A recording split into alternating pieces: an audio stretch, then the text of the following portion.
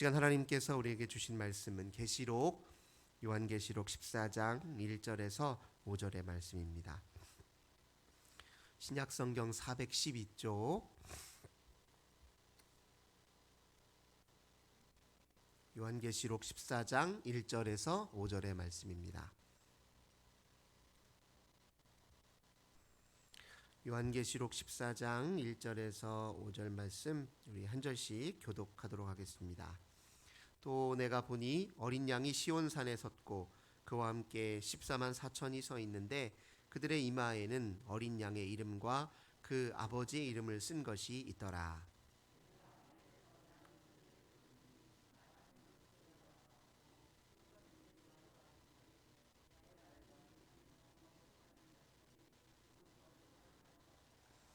그들이 보좌 앞과 네 생물과 장로들 앞에서 새 노래를 부르니 땅에서 속량함을 받은 14만 4천 밖에는 능히 이 노래를 배울 자가 없더라.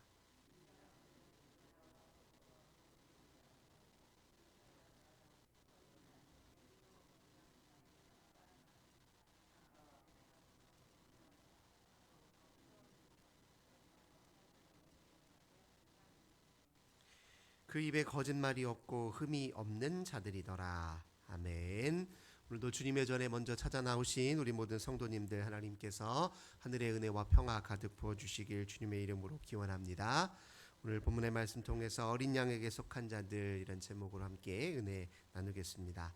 요한계시록의 이제 또 하나의 중요한 주제는 무엇이냐면 하늘의 전쟁, 영적 전쟁입니다.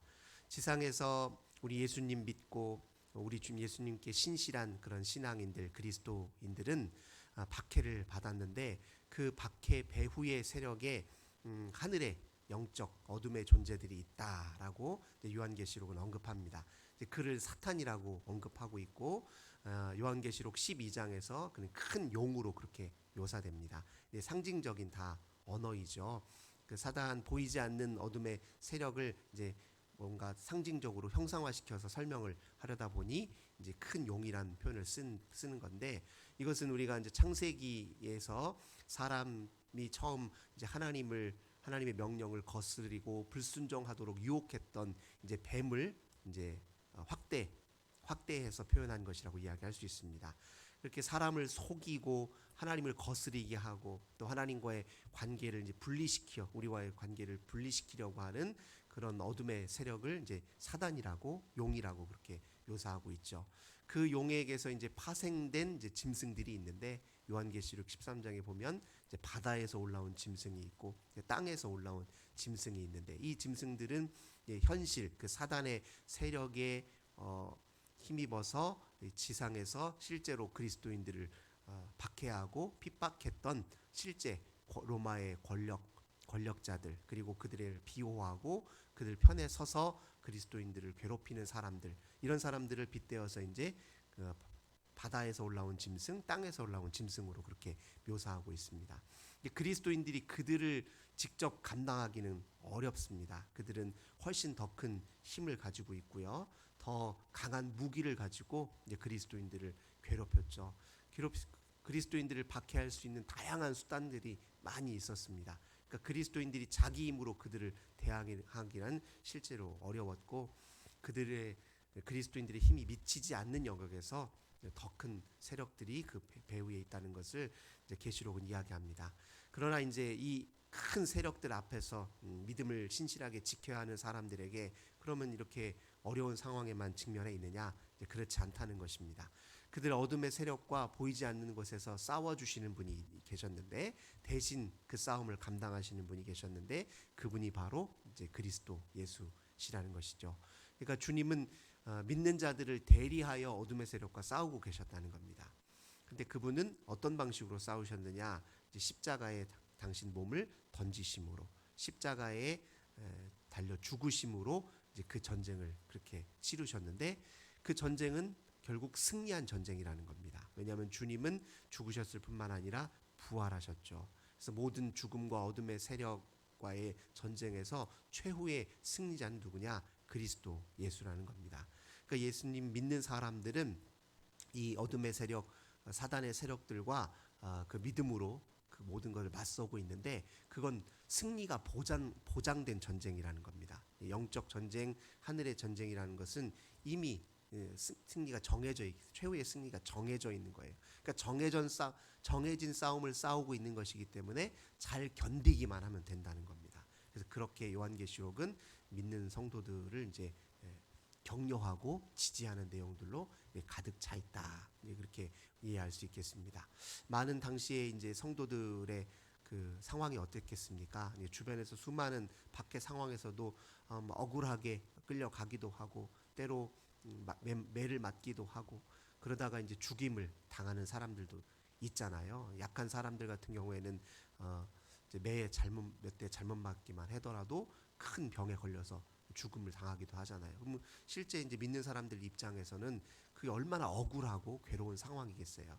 근데 그런 상황들을 이제 견딜 수 있는 힘은 무엇이냐? 그들의 죽음은 헛된 죽음이 아니라는 거예요.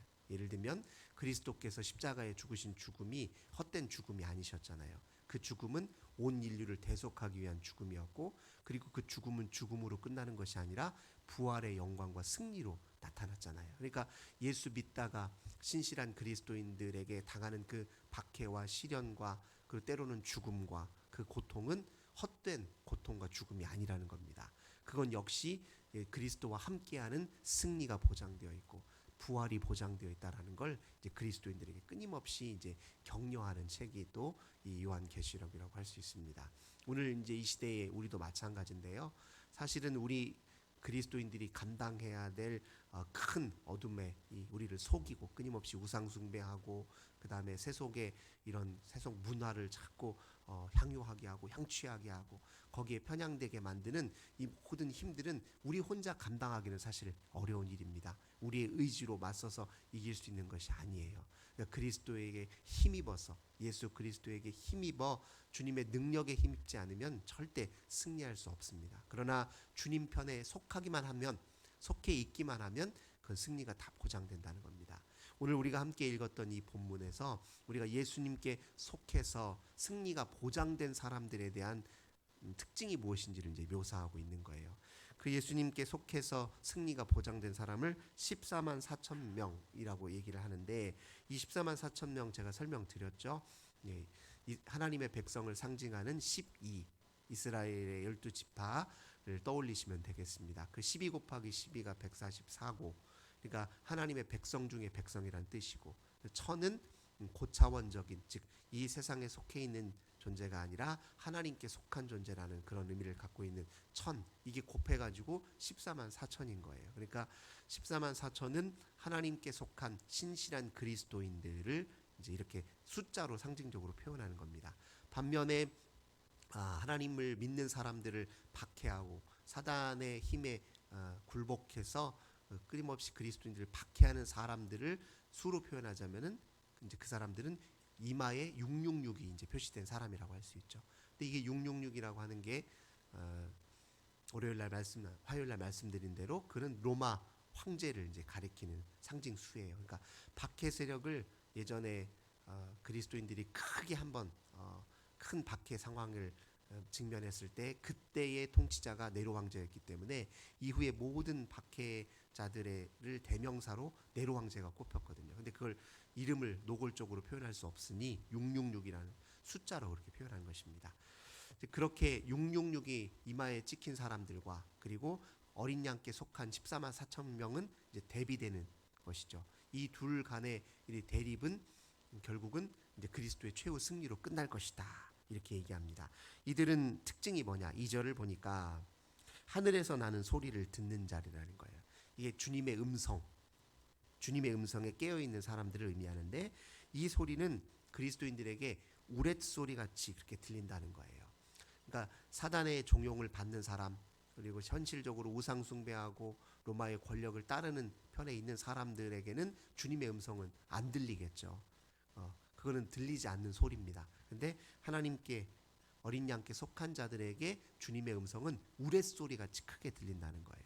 그러니까 세상의 소리에는 둔감하고 주님의 소리에는 민감한 사람들이 예수 믿는 사람들이라는 거예요. 어린 양에 속한 사람들이라는 거죠.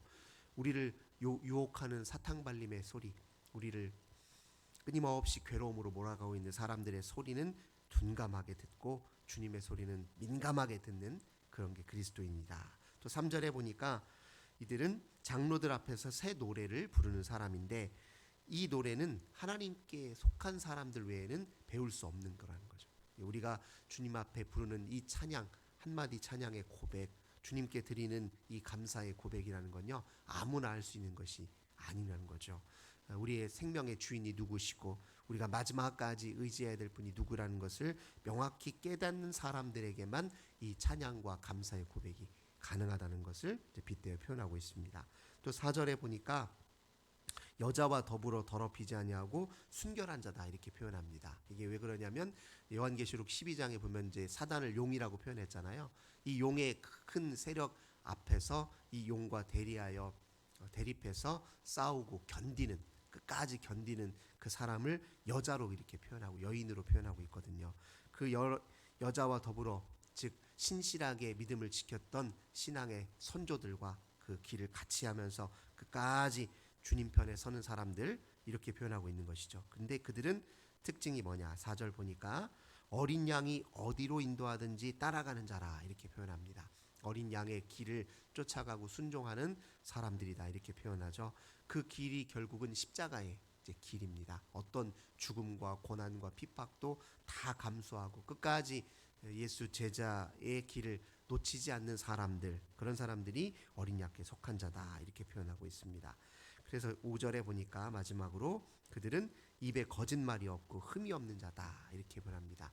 이제 사단의 제일 큰 특징이 뭐예요? 속이는 거예요. 속이는 거. 끊임없이 거짓을 이야기하는 거죠. 예를 들면 뱀이 뭐라고 얘기합니까? 이 선악과 하나님이 따먹지 말라고 했지만 이거 먹으면 네 눈이 밝아져서 하나님처럼 될 거야. 이게 이제 속이는 말이잖아요. 그러니까 사실은 이 사단이 우리를 괴롭히는 가장 교묘한 방식 중에 하나는 것은 속이는 거예요. 그러니까 우리가 진실과 거짓을 잘 분별할 줄 알아야, 거짓말에 속지 않아야 우리가 주님 편에 온전히 설 수 있다는 것을 상징적으로 이야기해주고 있습니다. 우리 마음속에 이제 하루에도 수없이 많은 생각들이 이제 일어나지요. 근데 그 생각들 중에서는 진실이 아니라 거짓이 훨씬 많습니다. 남에게서 들은 내가 아무런 분별 없이 성찰 없이 들었던 여러 가지 수많은 정보들이 마음속에 있다가 한 번씩 우리 속에서 우리를 괴롭히고 우리를 어지럽히는데 그때 이제 주의를 잘 기울여야 됩니다. 주님의 음성을 잘 분별해야 되고 주님 말씀 편에 잘 서는 사람들이 이제 끝까지 예수님에게서 승리하는 자들이다 이렇게 얘기합니다. 동시에 이제 흠이 없는 자들이라고 표현하는데 실제로 뭐 완벽하다 이런 의미는 아니에요. 성경에서 말하는 흠이 없다라고 하는 것은 어떤 무엇을 의미하냐면 믿음에 있어서 흠이 없다는 걸 뜻해요. 도덕적으로 완벽함을 뜻하는 게 아닙니다. 이제 우리는 다 저마다 불완전하잖아요. 근데 예수님이 우리를 그 믿음 하나 보시고 우리를 어떻게 완전한 자로 의인으로 그렇게 취급해 주시는 거거든요. 완벽해서가 아니라 그 믿음 때문에 주님을 우리를 사랑하시기 때문에 그래서 우리를 흠 없는 존재로 그렇게 대해 주신다는 겁니다. 그게 이제 어린 양에게 속한 자들의 특징들입니다. 오늘도 우리가 살고 있는 이 세상의 한복판에서 우리가 누구에게 속한 자인지를 늘 이제 기억하고 그걸 늘 끊임없이 재확인하는 작업이 필요합니다. 내가 주님께 속한 사람이니 정신을 바짝 차리고 주님의 음성에 더 귀를 기울여야지. 저 세상의 사람들에게 말에 현혹되어서 그들의 말에 부하뇌동하는 것이 아니라 끝까지 주님 편에 서서 오직 주님만 의지하고 주님만 찬양하는 삶에 더 굳건히 서야지. 오늘도 이렇게 다짐하고 오늘 하루를 시작하시고 오늘 하루 주님과 함께 사는 저희 모든 성도님들 되시길 주님의 이름으로 간절히 기원합니다. 참 좋으신 주님 감사드립니다. 이 세상 나 홀로 싸우는 것이 아니라 주님이 우리를 대신하여 싸우고 있다는 것 다시 한번 마음에 기억합니다. 우리 홀로 이 어둠의 세력과 대응하는 것은 어렵고 또 실패할 수밖에 없지만 주님이 우리 편에 서서 싸우고 계시고 승리하게 하신다는, 그래서 우리에게 희망이 있다는 점을 다시 한번 마음에 새깁니다. 오늘도 우리를 대신하여 싸우시는 우리 주님께 속한 자들로 살게 하여 주옵소서. 우리가 주님의 백성이요 주님의 사랑받는 자이므로 늘 귀를 주님께 열어두게 하게 하시고 입술을 열 때마다 감사와 찬미의 고백을 드리게 하시고 늘 우리 주님이 인도하시는 곳을 따라가는 저희들 되게 하시고, 또 어떤 속이는 말에도 현혹되지 않는 저희들 다 되게 하여 주옵소서. 주 예수님의 이름으로 간절히 기도하옵나이다. 아멘. 오늘 주신 말씀으로 함께 기도하겠습니다. 주님께 속한 사람들답게 유혹과 환난을 담대히 견디고 이기게 하옵소서. 이렇게 함께 말씀 가지고 기도하시고, 또 우리 교회를 위해서, 나라를 위해, 우리 자녀들을 위해, 환우들을 위해서 계속 기도 이어가도록 하겠습니다. 참 좋으신 주님 감사합니다. 오늘도 주님 앞에 기도함으로 하루를 시작합니다. 주님이 선한 목자 되어 주시고 인도자 되어 주시고